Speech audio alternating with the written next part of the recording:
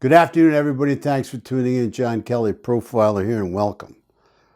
Welcome to part 33 of our very sad series, Who Killed Libby German and Abby Williams.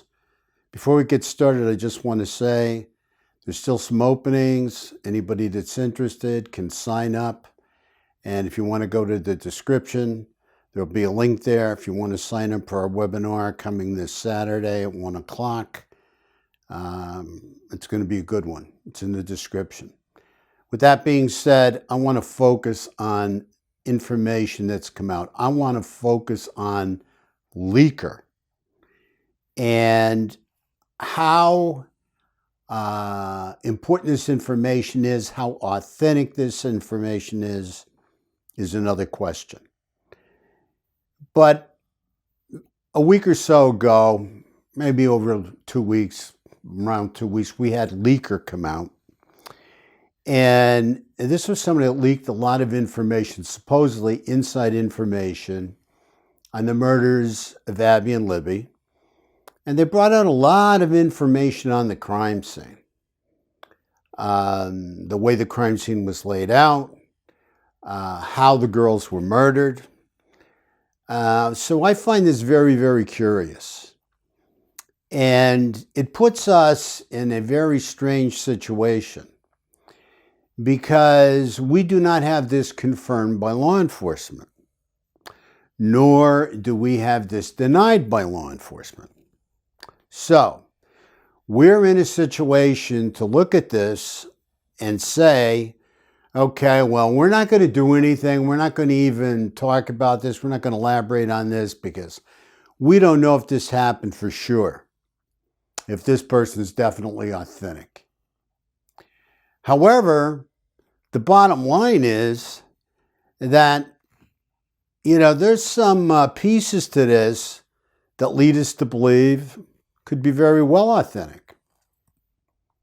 Now, if it is authentic and we do something, we might be able to save somebody's life out there, and we might be able to get Bridge Guy arrested.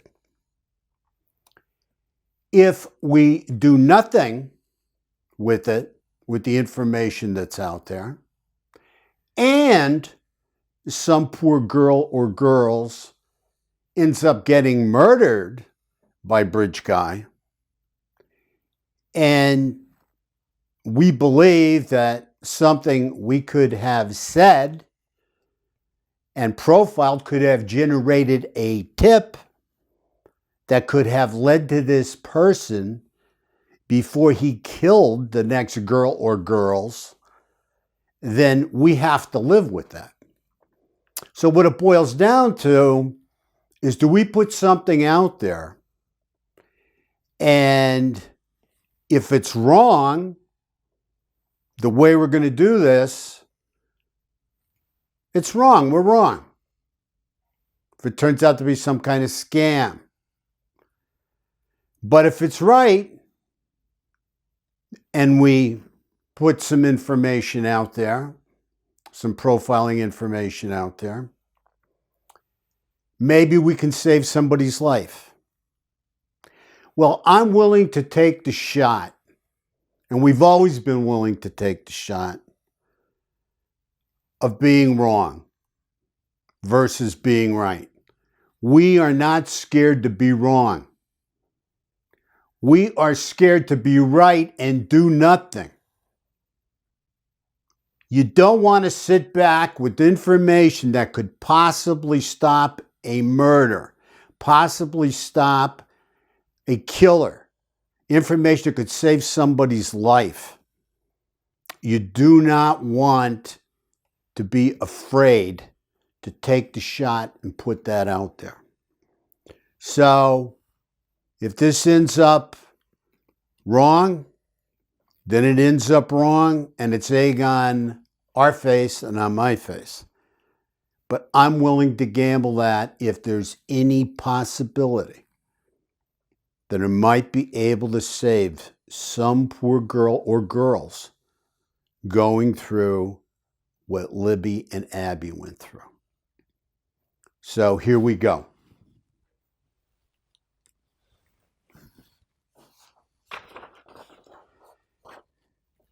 First of all, I want to give a big shout out to True Crime Jesus. The information on Leigh Kerr was out before True Crime Jesus video about a week ago, but True Crime Jesus, I got to give him so much credit. The way he went over all that information and it just completely and thoroughly put it together. He did such a comprehensive job with his video that it left everybody, I'm sure, wondering what exactly Leigh Kerr was and if the information from Leigh Kerr is true. And of course, we say to ourselves, is it Leigh Kerr? Because that's the way Leigh Kerr came out, as Leigh Kerr. But is it Leigh Kerr? Because Leigh Kerr is leaking information, supposedly, correct? All right. And, we can't nail it down any better, than that.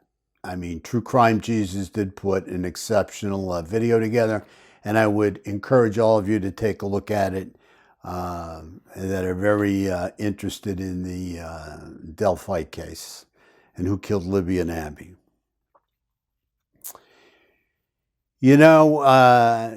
Something else that came out, and True Crime Jesus really emphasized this, was the Snapchat theory. Could they have been catfished? I don't know. Possibility. That possibility always exists. It's more believable after taking a look at his video. We believe the person was extremely organized, but we believe that it was they were victims of opportunity. Does not mean they were not catfished. Because don't forget, we're dealing with limited information. We're really dealing with nothing to see since the beginning, since we've got involved in this, okay? Because we have not got specific details from law enforcement or seen crime scene pictures or crime scene videos, nothing of the like. So I believe that it could have been catfished. However, until I know more about that, I have to stick by our original profile where we believe the person was organized, but also the person came across two victims of opportunity. If you believe the way the girls were killed, the person would obviously be very handy with the knife, would probably be very handy with the knife. So that's another hit we have in our profile. Where they found posed. See, this is a very, very interesting question. Because if Leigh Kerr is correct and they were found posed, if this killer is a poser, then you're dealing with a very, very serious individual. A very serious individual. Serial killers that are interested into posing really enjoy their work.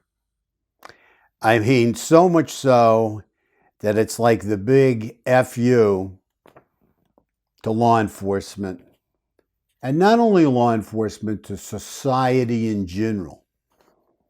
I mean, this is probably at the extreme spectrum of a major antisocial personality disorder. Because he not only did it, to shame and humiliate the girls, but he did it to the search party made up of various people in the public that he knew eventually would be searching for the girls. And he knew that they would probably eventually find the girls. And when they came across the girls, they would be in shock and awe at the way he left them. All right? So this is really one sick killer with an extreme antisocial personality disorder. Now, according to Leigh Kerr, they were also posed in a very shaming and humiliating way. Now, the message to me from that is that this killer was shamed and humiliated earlier in childhood. Now, could have been childhood, could have been in adolescence, but somewhere in that area, of growing up, this person was humiliated by females. And he carries this unbelievable internalized rage inside that he can't wait to project onto a female. I mean, he has a hatred for younger females, and he has fantasized about having power and control over younger girls. And I believe, that he was shamed and humiliated. So he is going to have power and control, and he's going to shame and humiliate any women he comes or girls that he comes into contact with. If the posing is true, again, we only have Leigh Kerr's word for that. It is this guy's horrific artwork. I've seen it many times in the past from different individuals. I mean, it's like they have this horrific artistic nature that they want to bring out in an antisocial way and shock the public, especially the first responders that find their victims. And also, again, getting back, these types of individuals usually have had serious abuse in their childhood growing up. Now, supposedly, if you can believe, different rumor control that's been out there, and supposedly some of these rumors came from first responders, so you would have to believe it's authentic information. Supposedly no signs of sexual penetration. So this is a guy who doesn't want to get in the game. There was no signs of sexual penetration that we know of. And this came again, so supposedly from first responders. But it shows somebody that doesn't want to be in the game, but wants to control the game if he's into posing. So he doesn't want to be in the game, but he wants to control the game. This is a kind of guy that likes to watch sexual interactions. He's focused on watching. He's a watcher. He gets off on that. Okay? And this might identify him too. A significant other may know who this guy is, because this is a guy that likes to watch sexual interactions between two women. He enjoys this. Okay, this is something that really jumps out at him. And, he probably has the porno to go along with that. So whether a wife or a girlfriend or even some of his male friends may know that. They may say, hey, how you do, boy, you really like to watch, don't you? And kid around with them, some locker room talk. But I really believe that that's part of his major sexual desire, to watch two women have sexual interactions. If, in fact, the information we have from Leigh Kerr is credible. Now we have also the possibility he portrayed himself as a cop. Hey, come on down the hill. I'm going to have to arrest you because you're trespassing on this bridge or whatever. That's a good line of BS, if you know what I mean, if you want to take quick control of two girls. So I will tell you, if he portrayed himself as a cop, he probably had some kind of badge. They're cheap enough. You can buy them anywhere. And he could use that to make himself look like law enforcement. Lots of times these guys are wannabe cops because, see, they want to have power. As Doug Carter talked about, the FBI talked about in their profile when they first came out, that, they believe he wants power. He wants power and he wants control. So a lot of these guys become wannabe cops. They couldn't make it. They couldn't get into law enforcement for whatever reason. Law enforcement wouldn't accept them for whatever reason. So maybe they become security guards or whatever. Maybe not. Maybe they just live in the fantasy, of being a sexual predator and feeling some extra power and control over their victim because they have a badge or something that they can show that makes them look like they have power and they can be in control. So they come across as a fake cop. The other thing that we got from Leigh Kerr, or Leigh Kerr, is that there were clumps of hair taken from Libby and Abby. That the killer took clumps of hair for souvenirs.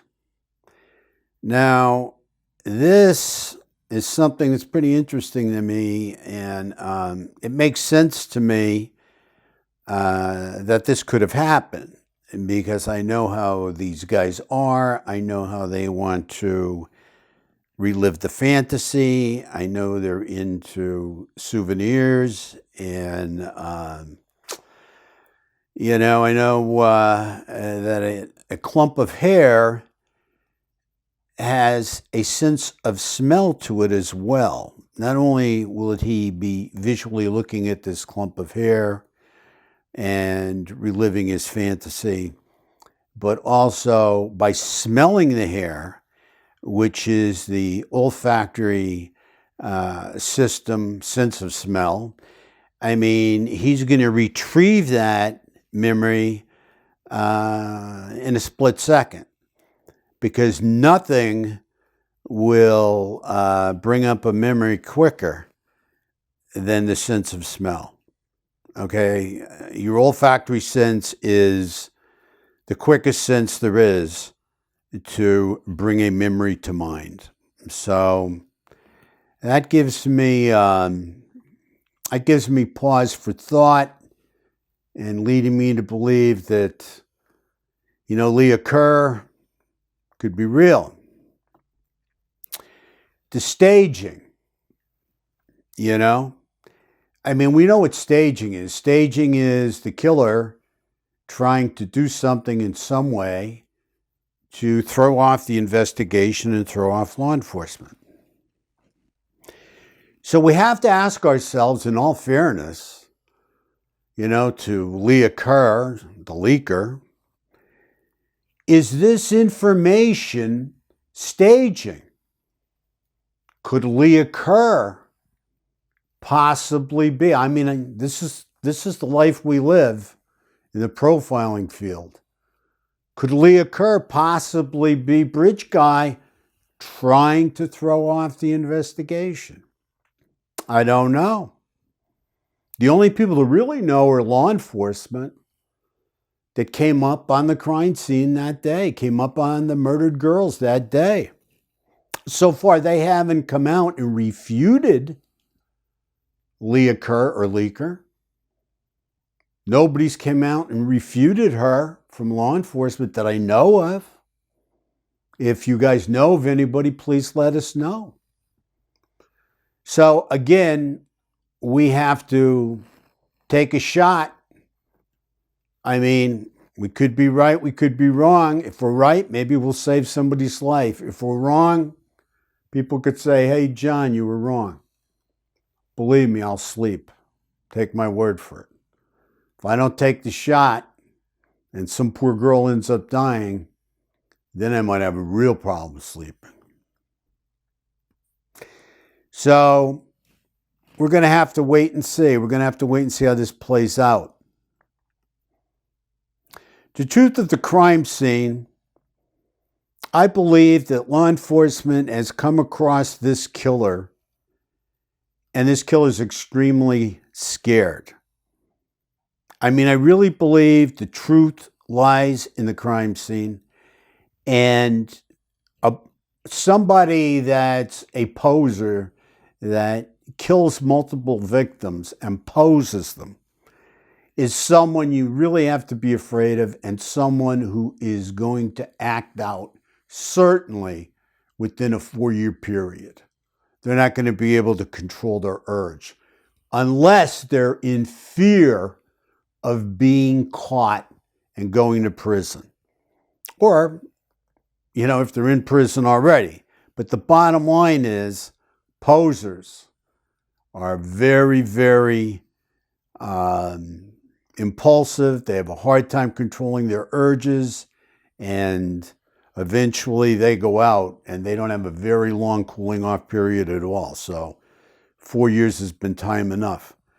Unless, like I said, he's extremely scared, and that's why he hasn't acted out. That means that the cops brushed up against him early on in the investigation, or he believes law enforcement is looking at him and he's scared to make a move.